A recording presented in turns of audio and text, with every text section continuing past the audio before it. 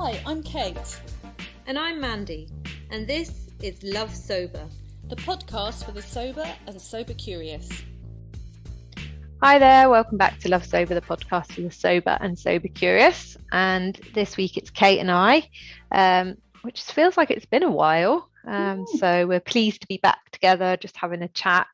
And we were going to talk about stress today, and a bit about neuroscience and the nervous system, and just some of the learning that we've got over the kind of recent times, but also just because I think everyone is feeling quite on edge at the moment, and so it's super important in your kind of your drinking recovery story to kind of look after yourself in stressful times. So we're going to check in as always. So hi Kate, how are you doing?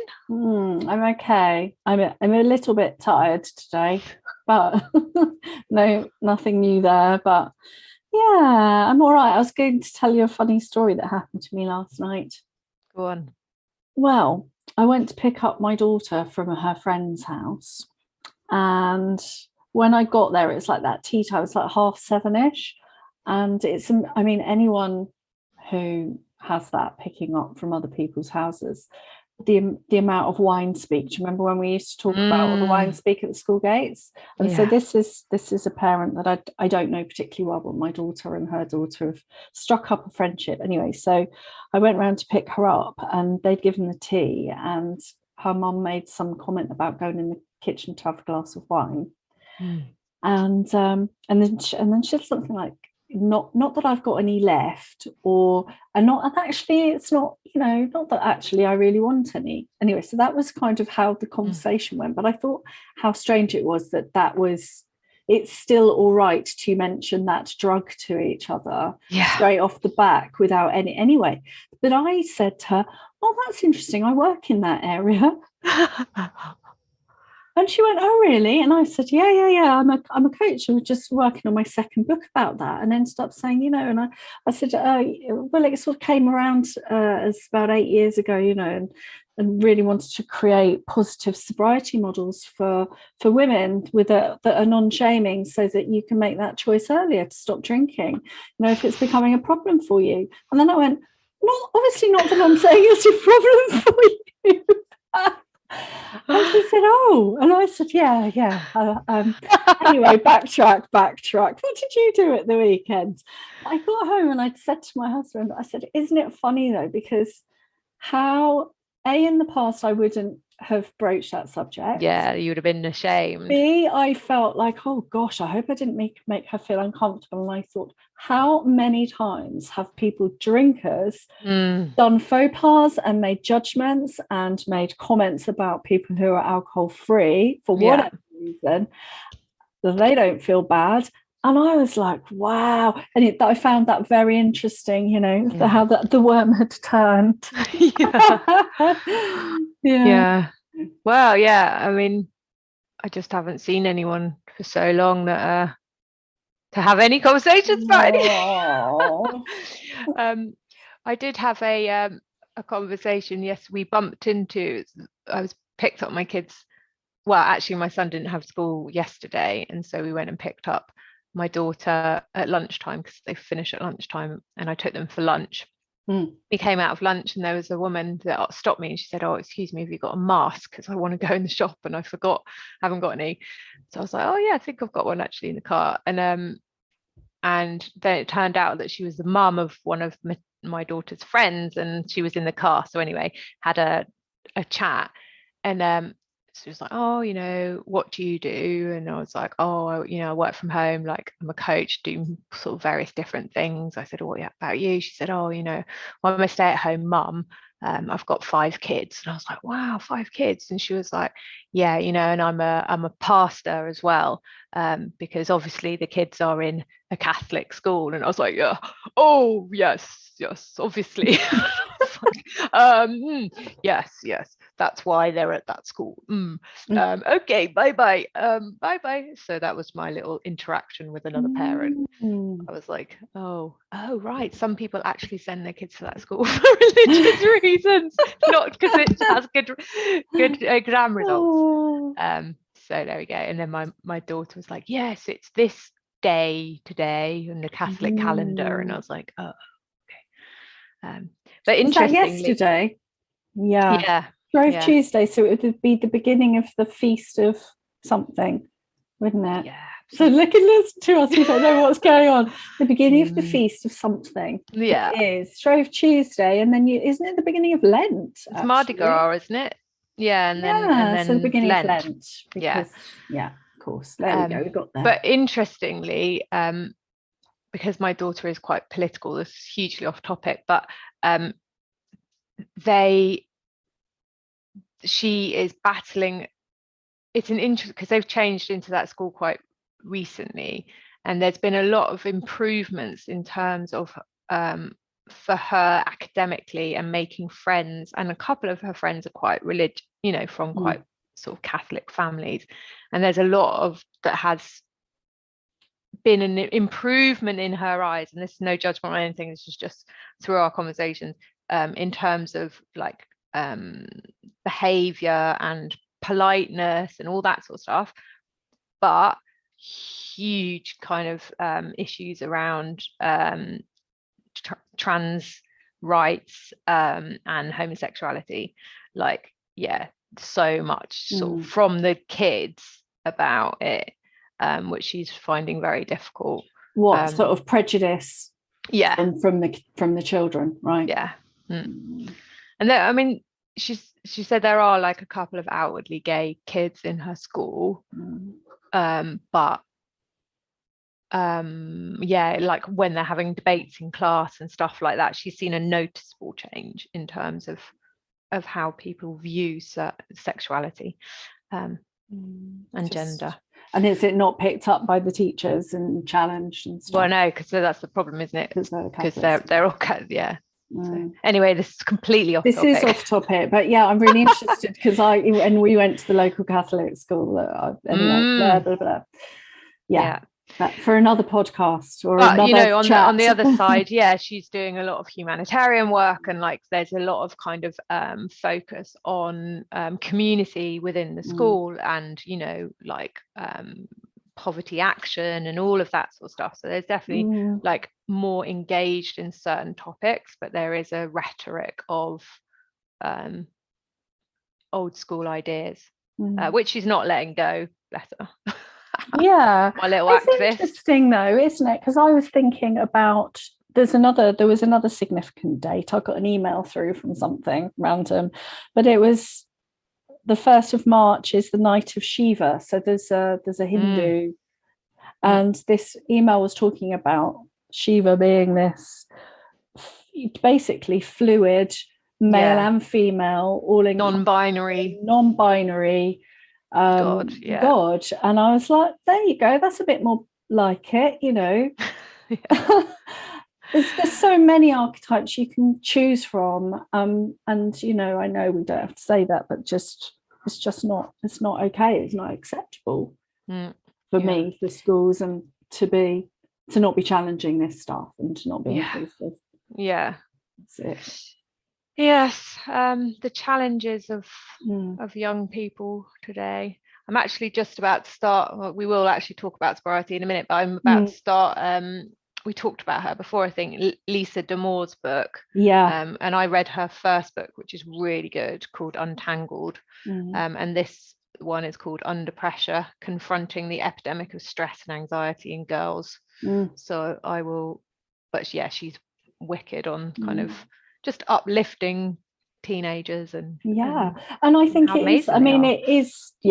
I 100% agree. I love teenagers, but it is alcohol related, really, and sobriety related, because if we are, not being inclusive and not supporting and not speaking to the stress of our kids, then they will, be looking for ways to calm themselves in unhealthy ways, just like we did. 100%. Yeah, you're absolutely right. Absolutely right.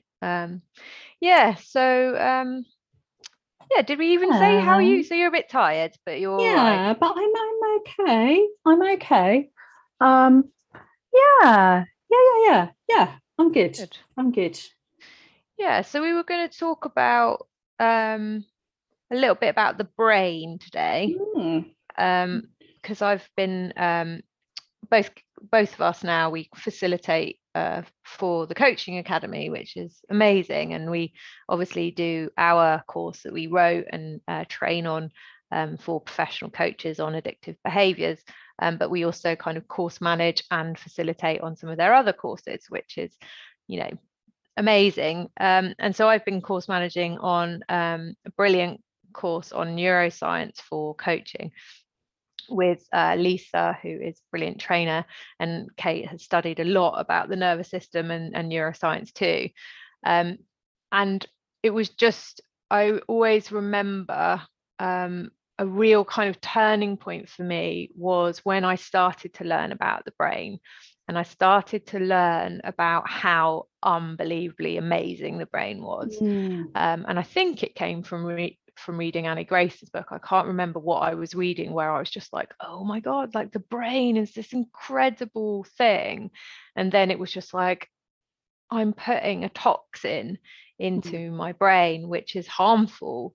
And it really was a pinnacle moment of me, and especially obviously struggling with mental health issues, depression and anxiety. It was like, this is one thing that I can actually do. Like, this is an actionable step I can do for my health, is take alcohol out of the picture.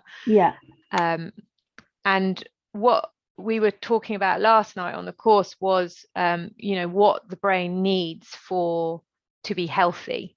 And interestingly, just to expand that, when you talk about the brain and neurons in the brain and neuroscience, you're not just talking about the brain itself. Actually, the brain and the nervous system are connected, you know, through the spine. And actually what they know now is that you have neurons in your gut and in your heart, which I just think is mental. So you're not only does your brain talk to your heart talks to your brain. So when you're in pain, you know, heartache, it is a physical pain. It's physical. And again, like we talk about gut health and nutrition and stuff like that. And your gut, and talking about like trusting your gut, like your gut actually does talk to your brain, like it actually does talk to your brain, which is crazy.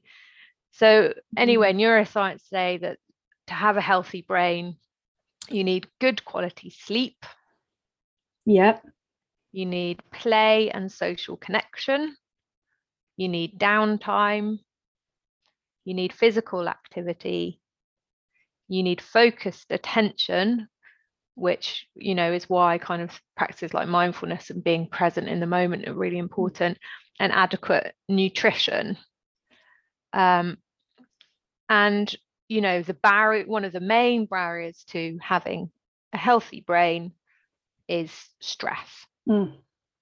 And so when you're stressed, it's, you know, the brain and the nervous system's response to threats. So you go into a fear space, and it, you know, it essentially shuts down parts of your brain to go into survival mode.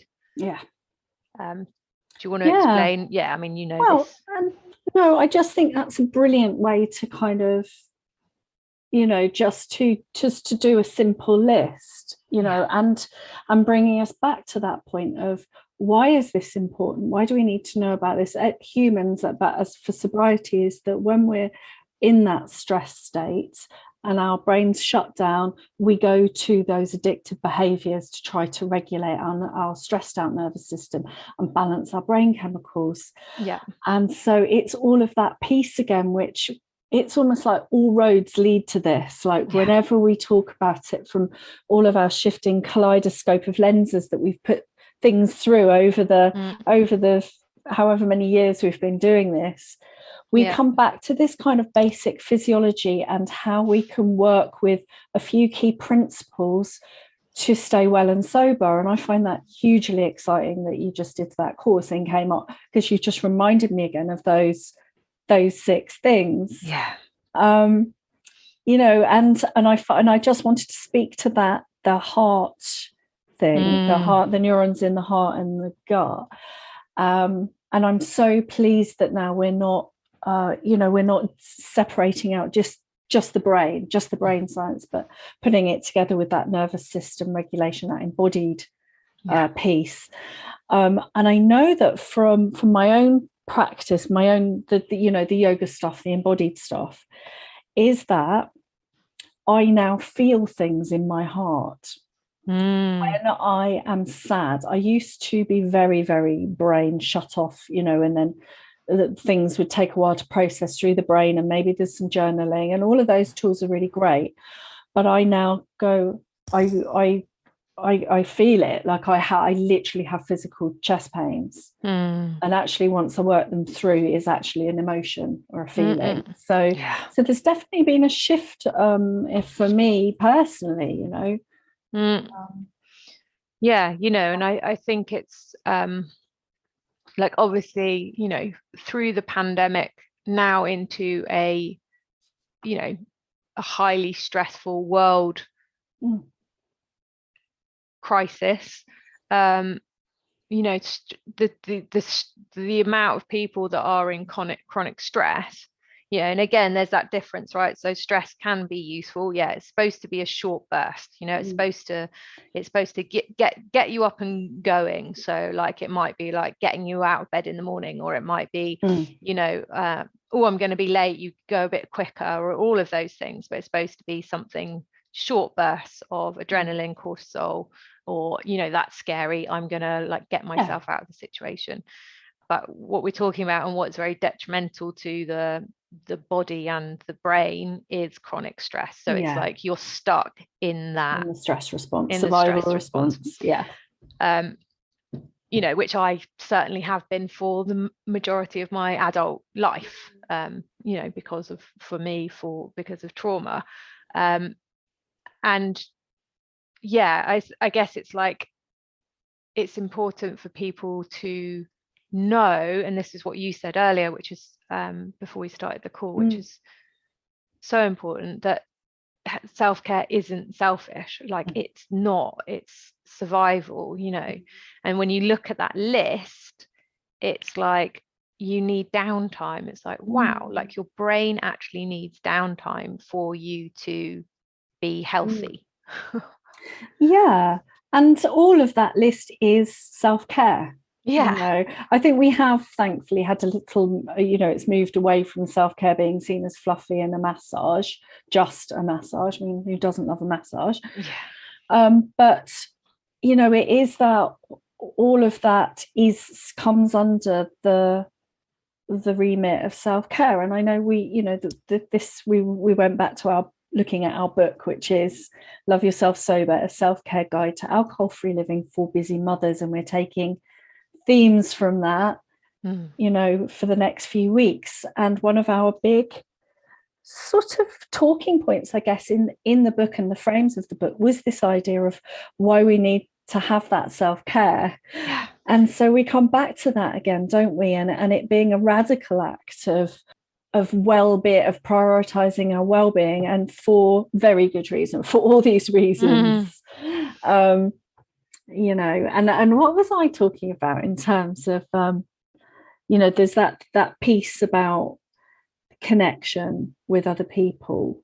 We were talking about the pack. So I was wondering about going through and seeing how we can get some of these in really simple ways. Like, how can we action that list of 6, the big 6, and identify the ways we do it in our lives, and maybe some ideas. And that was something I sort of, we talked about on the course last night, because sleep has been a huge issue through my life, and and sometimes with clients, or with us, it's like, when we're not sleeping, it's very, very difficult to have any creative thought, or have any sort of progress, but that can be really challenging for people.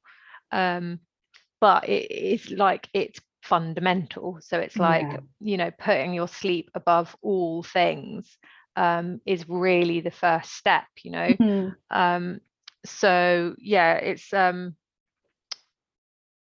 it's sort of respecting your rhythms. It's having good sleep nutrition. hygiene. Yeah. And interestingly, like, your brain is super active when you sleep. This is interesting because she was talking about, with babies and with teenagers, they need a lot of sleep because actually they're learning a lot of skills. But we need 8 hours basically as adults. And yeah, it's like listening to your cues, and knowing that alcohol impacts your sleep. Like, it impairs restoration, it affects your heart, you're not asleep, you don't go into like deep sleep or or even REM when you've been drinking, you are unconscious basically. So you're not getting qualitative sleep, and that was a real key thing for me, because it was like, okay, I might not be sleeping a lot, but at least the sleep that I'm getting is actually restorative sleep. Yeah. And you can add things into that as well, with things like yoga nidra, if you can get to a class, because if you do some yoga nidra, it's 20 minutes of that. I'm going to pull a statistic, but it's like 20 minutes of that is worth 2 hours of REM or something. There's some real correlation. So I feel like I know from myself in the past and people that I know and clients, that people can get very anxious then about sleep. So it's like that cycle of, I'm not sleeping and I know I need to sleep, so therefore I've really worried about, and then that's impacting it. So it's almost like, okay, well, there are certain things that because you can feel really powerless and helpless, right? So, and frustrated, which makes you even more in that survival stress. So knowing certain things like that yoga nidra, if there's classes near you, or there's the app, Insight Timer app, it's got some great yoga nidra things that I use in the middle of the night if I've been woken up by my husband snoring. Real thing, right? I'm not alone. Yes, we had a conversation about that in the community. Actually, there was a real moment of bonding and like connection over partners snoring, which was just like, oh God, what do you do? Oh right, I've moved in the other room. Oh, is that okay? Kind of thing. It's just like, So there's that. The other thing that I learned recently, which is not easy in the UK, but is getting easier as we're going into spring, which is if you can get even 5 minutes of sunshine, directly stopping and looking into the sun for 5 minutes on your pineal not directly gland. into the sun, but well, no, don't stare at it, but face towards it with your eyes closed and deep. Have a nice breath. Don't blind yourself. That would not be good. And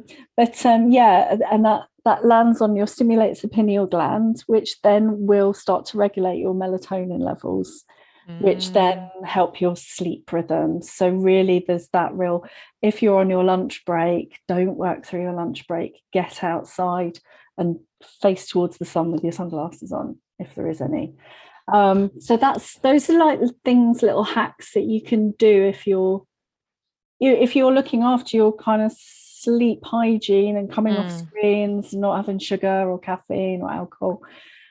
So so play and social connection, and that was really interesting, because like we know this, but when you're hearing it through a neuroscience perspective, it's like, oh, okay, like this is actually it doesn't really feel important. So frivolous, does it? Because sort of joy stimulates the reward centers of the brain, and so that releases dopamine, which is actually, so it's giving you what alcohol is taking away, essentially. And the more that you are stressed, the less creative thought you have, and and everything becomes very narrow. And so again, it's like, the prefrontal cortex is where you make all your creative ideas, and you can make decisions, and you can think about different things. That goes offline when you're stressed. And so, as you said earlier, it's going to force yourself into relying upon, in bed unconscious thought patterns and habits. And so, you're much more likely to to drink. Yeah. And the way I like to think of that bit as well is that the prefrontal cortex is where all the good stuff lives that doesn't do you bad stuff. Yeah. So it's like, it's not the quick fix, easy, hit the fuck it button to get a knee-jerk thing, but actually working with it is where all the self-compassion, all the compassion, the states of flow, all of that transcendent stuff as well, and feelings of connection. So we've got to kind of almost, and it's all very, people might go, oh, well, it's all very well saying that, but if I am stuck in this, what can I do? And it's like, well, that's when you do something, and then that it's almost like that fake it till you make it, get out in nature, and then that will kickstart that bit of the brain, and then you'll be looping on that, right? And connection as well, you know, that is a human need, and we've talked about this a lot, you know, which has obviously been very problematic in the pandemic, and the fact that, you know, your brain shrinks, like your neuro kind of connectors, your synapses shrink, you know, when you don't have connection with other people. But again, like, and the fact that if you get rejected, which is why it can feel so scary to get sober, is because if you get rejected, it is like physical pain. And again, which is why sober communities are so important. Absolutely. Because it's like as much as that feels like you're losing your belonging to the pack of drinkers, you are also being included and, you know, taken in by the pack of non-drinkers. And I thought, just going back on play, I found that really interesting too, because it was a real thing for me that, like, I literally had no joy. Like, I didn't find anything fun when I was drinking. And I was so surprised when I got sober and I became a real dick again, you know, and would like just be really stupid with the kids and stuff like that. Like, I just didn't take myself I don't take myself as seriously anymore, which is a really beautiful kind of thing I didn't know. But actually, that's my brain, getting what it needs. Yeah. And that in that play thing, I mean, this is when, you know, we'll talk about this in another podcast, but this kind of those elements of happiness, the science of happiness, essentially being what can affect that bit in our brain and boost those levels. To speak to this bit, to help us with triggers, to help us with healing our brains, essentially, the sort of the things, the keys to them are those things that there are practices that then we can do to boost, to build those muscles. So they stop being this kind of almost academic exercise. Like, I love the academic stuff, and I love you know, you and me could talk for hours about this stuff, right? And we often do, like we have done for the last few years. But in terms of them being those practical keys, so, you know, the play, when I'm thinking back on it, is like, okay, joining the musical theatre society and getting over my need to be cool. I mean, I know that ship sailed a long time ago, I'm aware of that, but, you know, there was that thing with my Brighton friends, which was like, they were musicians. It's like, why would you do that? That's like super embarrassing. It's like, oh no, my brain is shrinking, the pack has turned away from me. It's like, however, I'm hanging out with lots and lots of fabulous gay men and doing musical theatre now, so that was fine. Yeah, that pack thing is so important, isn't it? And it reminded me of something I was talking to Bryony, my yoga teacher, about yesterday. And we were talking about facilitating and anxiety and all the stuff that's going on at the moment. And I said that I'd mentioned on our live on Monday that I have because you'd said, oh, what is the tool that you use? And I'd said, actually, and I sort of feel a bit of a bore because I keep saying it, but it's such a big tool for me, is to get into that hot room and to practice yoga with people and I breathe together. So as an animal, my nervous system feels safe. And that could be any kind of class. I think it could be any kind of group process. Obviously, yoga has that benefit because it works directly on that, on a kind of nervous system regulation and that sort of stuff directly. And she said to me, yeah, because also that means you don't have to lead, you have somebody else. And I was like, that's so true, that then somebody holds the space. You feel like there's an alpha in charge, which is again incredibly nurturing. And I was thinking of that in the wider terms. Okay, we have that in terms of our jobs, when we host meetings and stuff. But I was thinking about it in terms for everyone, like if you're a parent or a carer, you're often alpha of your pack, and so therefore you need other people to hold space for you. I.e. sober communities, those lovely, healing yoga spaces, those group connections where you just have somebody else in charge for a bit, and how that's so important for us. And I hadn't really put that quite together in that way before. Yeah, that touch is a sensitive tone, I think, with me. Yeah, because I don't feel like it's like when we were talking together, weren't we, about who do you share good times with, and who do you that person that is that mother nurture figure, I guess. So, but interesting that you can, it's that kind of, again, it's like building that family of choice, isn't it? And that family rather than family of origin. And like, you having that with yoga is that thing, of like, of having someone take care of you for a little bit. Exactly. Which I guess I do have with my relationship with my shiatsu massage lady, because she is a therapist as well. But there is something about that group pack, which is like, I'm nearly on the verge of rebooking my yoga. They're nearly there. I was like going to do it, and then actually she's on holiday, so I was like, okay. I'm wondering if there is something in that about, the paddle boarding as well, of having somebody else. It's almost like that space could be a space to learn if it's done well, couldn't it? I'm just thinking, I'm just throwing paint at the wall here.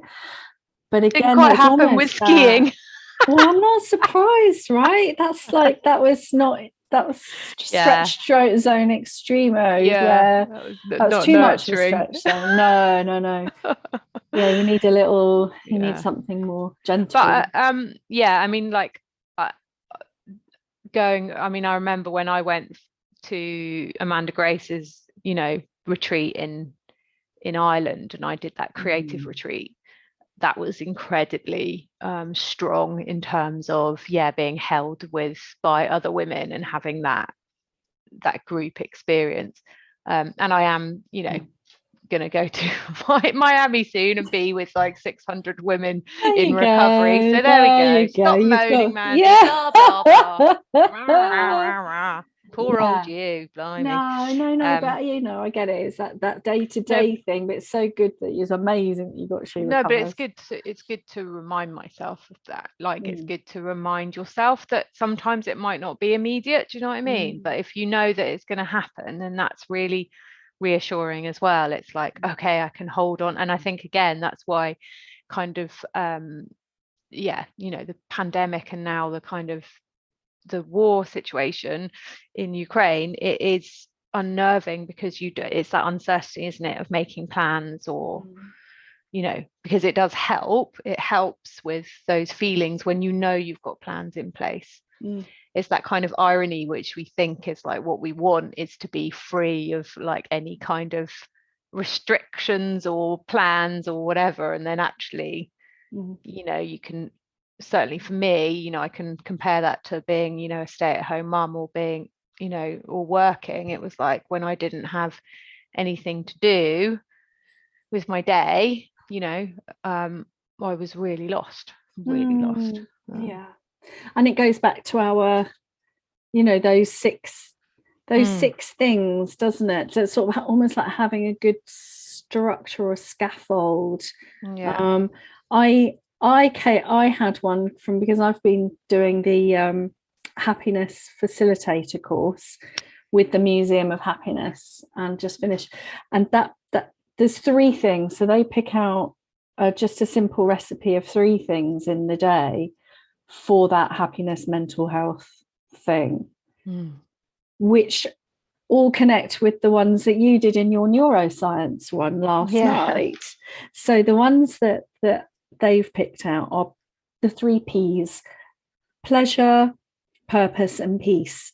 So the pleasure aspect of that being the joy, play, nurture, flow state, that kind of togetherness. So that's what can you do today to give you pleasure?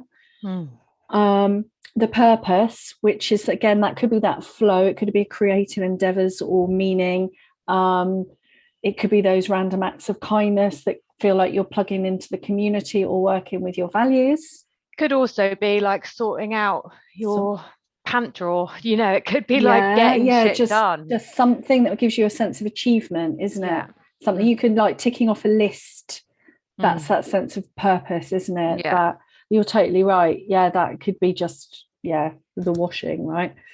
A sense of, anyway, don't even go there. Obviously touched a nerve with me. So okay. And then that sense of peace. So again, I mean, for me, that feeds into sleep, resting and restoring. That's that yin piece to the yang of purpose, almost, of the resting. Could be the nervous system regulation, it's the sleep bit, it's just anything that brings us down, isn't it? So that's what lights us up and what brings us down and what grounds us in reality as well, of that. And those can be interconnected, I think, as well. I was just thinking back, so I'm going to the other day, I'm going to Latitude Festival this year, if I can, and so I was like, I might email them and see if they, what provisions they have for alcohol-free drinks, and safe spaces for people, that are in recovery. And I was chuckling to myself. So it gave me a lot of pleasure, because I was like, I wonder if anyone will respond, ha ha ha, kind of thing. And then I got and I put it on Instagram just to sort of, because I was like, ha ha ha, and then it was forwarded on to someone who then got in contact, who sort of runs the wellness area at Latitude, and they were like, this is really interesting subject, and we really love you to to talk to you more about it, and potentially for you to come and speak. That's amazing. It's amazing. At the festival. And it was like those kind of moments, it ticked loads of, because it was like activism, like tick, so it made me feel like I had purpose. I got pleasure from making a new connection, so I made like a couple of really interesting connections through that. And there was that sort of sense of peace, of like, okay, I've done my bit today, kind of thing, which is interesting. Well, so isn't that interesting? That, well, I was going to say, I wonder if we have, like, once we start exploring this stuff and being curious about it, that we can get really skillful at going, and actually that's a real Powerball, that's like le clé kind of feeling, isn't it? It's not just floating around there. It's not like I just really need my shiatsu massage. Well, even though that could be like a mass one, but it was like, wow, so that hit all of them. I love it. And I had a couple of meetings around it, and I felt like, so loads of exchanges around loads of different topics, and about kind of moving the conversation around, addiction in the UK, and sort of the importance of early intervention, and bringing together like the old school kind of modalities of like 12-step and and rehab, and kind of like the new school of like our conversations and early intervention, and the work that Millie does, and just making sobriety. And we had a very interesting chat around language, and around is being alcohol free and sober the same thing, which was a very interesting, it's very interesting. Anyway, for another time. But I came off that call and I was like high as a I bet you I was like proper buzzing. I was like, like I could have talked about it like all day, because it just fed into that meaning, like boom. And again, it's like, that's not for everyone. Like that might be for someone else. That might be, you know, cooking, or spending time with their aging parent, or, you know, going out in the garden. It's like whatever feeds you. But for me, it is that kind of activism space that you know, feeds my soul. So it was very like, okay, I need more of that. Like I need more of the big conversations and getting people in the room and just being like, what told you, what did you notice that made you realize that that's what you need? Because I was genuinely happy, and I didn't feel any fear, and I had a sense of grounding, like a sense of direction, I guess. I love that. Good coaching question, Kate. Happy in zone, in that kind of flow space, interestingly, because it was that happy spot with that Michal Csikszentmihalyi stuff, isn't it, of like stretch zone but happy, and also connectivity. Because exactly. I think like obviously I've been harping on about this a lot recently, but I forgot how social a person I am until this whole situation. And I've always had loads of friends, I've always had loads of stuff going on, and loads of different like voices in my life, and different kind of opinions, and being able to feed off that. So it was that thing of like making new friends. It was just like, oh, I met new people. Like it was the same when we started working with the coaching academy, and you know, we started having conversations. I was like, oh, I've got, you know, new people, new things, new, like, it's that novel thing that we need, don't we, to keep that you know, habit change positive. That was really interesting actually, because that was again on the neuroscience course, talking about there's a part of the brain, you probably know this, the eudaimoc hedonic. No, it's the ACC, the anterior cingulate cortex, which is about, you know, making things exciting, novelty, you know, mirror neurons, so feeding off other people, but it's also around effort and reward and dopamine.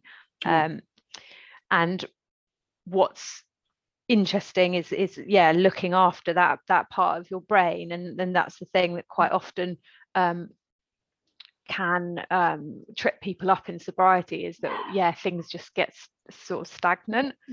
They get tired. You find a tool that works and you use it, which is brilliant, and then you're like, oh, sobriety is not working anymore. And that's when that sobriety is the spice of life piece, isn't it, that you have to introduce novelty to keep things, because basically you've become dopamine resistant to a particular tool, and so you need to have another one.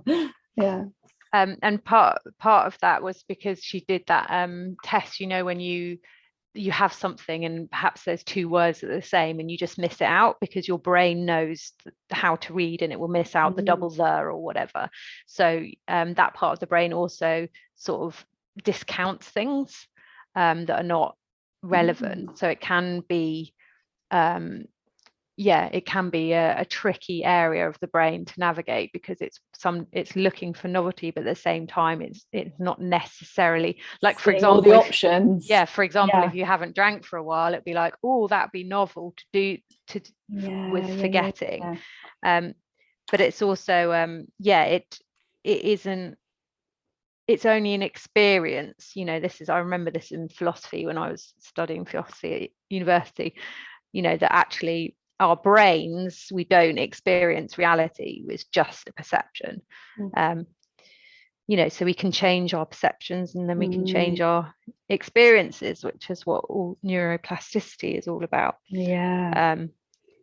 You know, and that's what's so interesting, isn't it? And again, it's like we get so into comparison with other people, and it's like, oh, I should like this, or I should do this, or like, I found that film really moving, I can't, and it's just like, well, that's your own perception of that experience.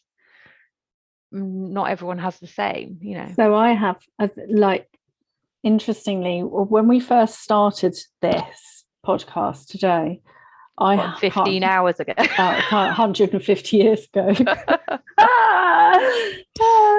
I had the fact that I was thinking about philosophy at university, weirdly, right?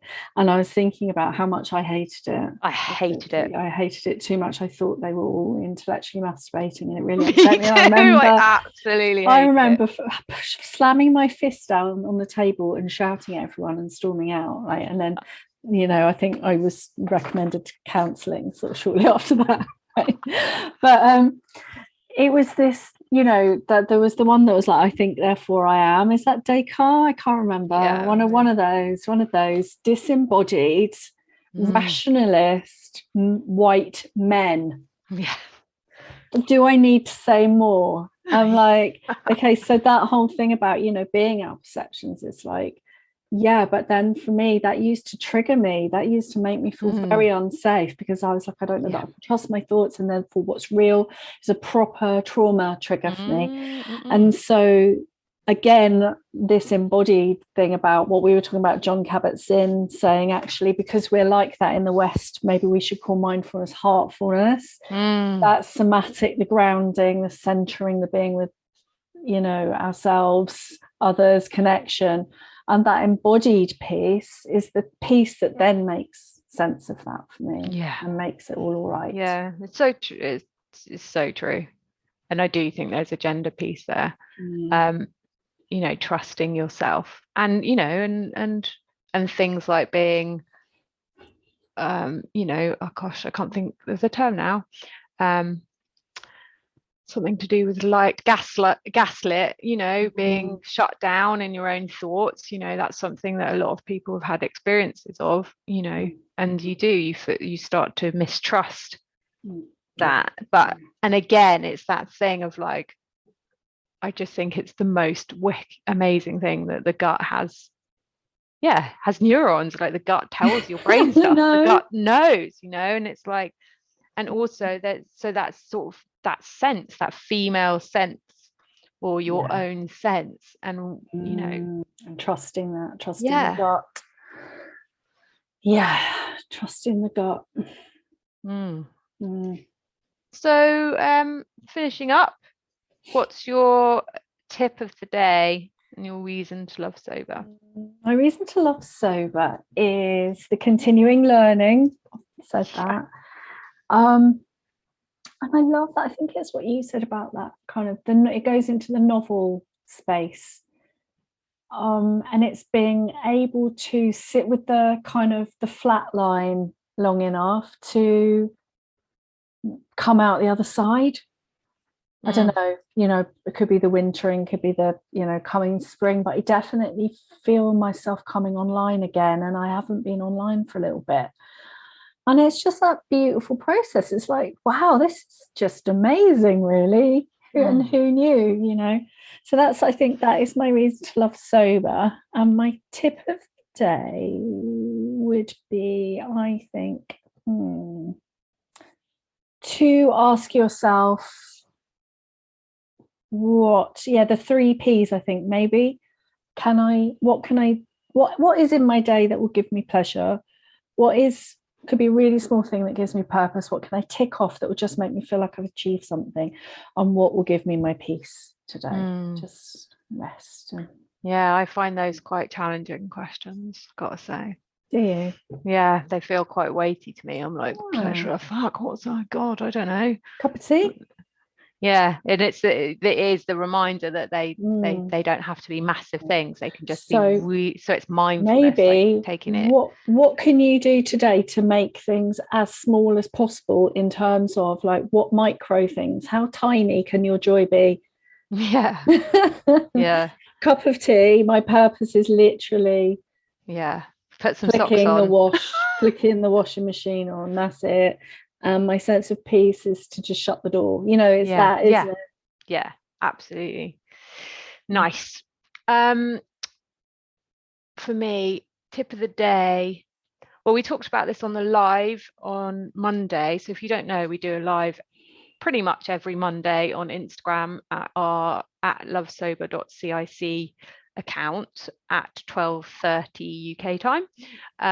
And we were talking about news, and that news can be a tool of self-harm for some people, myself included, and that it's okay to give yourself permission to not watch the news at the moment. Because we've been talking about stress and, you know, just make sure you look after yourself, really. And as you always say, it's like, you will know if you need to know. You will know. You'll find out. You don't need to watch 24-hour news cycles by people that are paid to make things pump it out. Make you feel scared. And make you want to buy the next thing because you're in a trauma state at that point, dysregulated. So you're in fight flight, reaching for the next copy or the next button. It's designed this way. And my reason to love sober,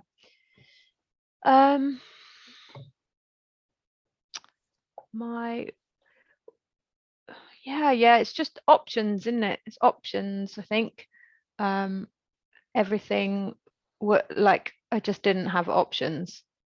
Everything was very narrow in my life, and now it's like, and it's the same. It's starting to slowly sort of open up again. It's like going for a swim on a Sunday morning, you know, like I would never have done that. And even that is just amazing. So it doesn't have to be the big things. It's just those little reminding yourselves of the gifts you give yourself. Really.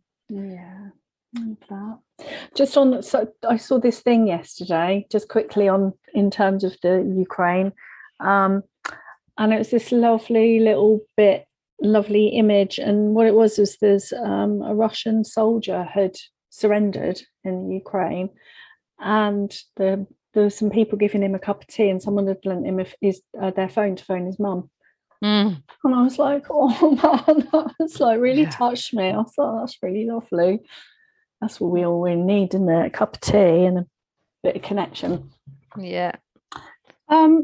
Okay.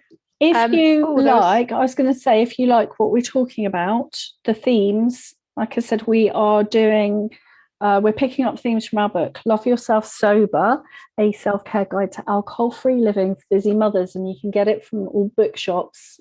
They can order it in for you, or if it's not there, or you can buy it from I want to say that. I just opened up Instagram, not that I wasn't listening to you at all, but slightly multitasking, and someone had put up an image of our book on Instagram this morning, and I said, yay, smiley face.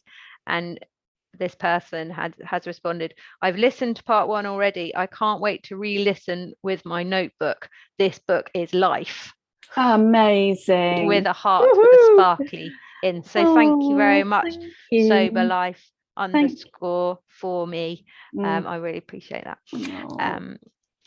And look after yourselves. Look after yourselves. Reach out if you're immediately concerned about your drinking, all the stuff we say every week. But get in touch. Send up a flare. You're not alone. And we'll see you next week for more chat.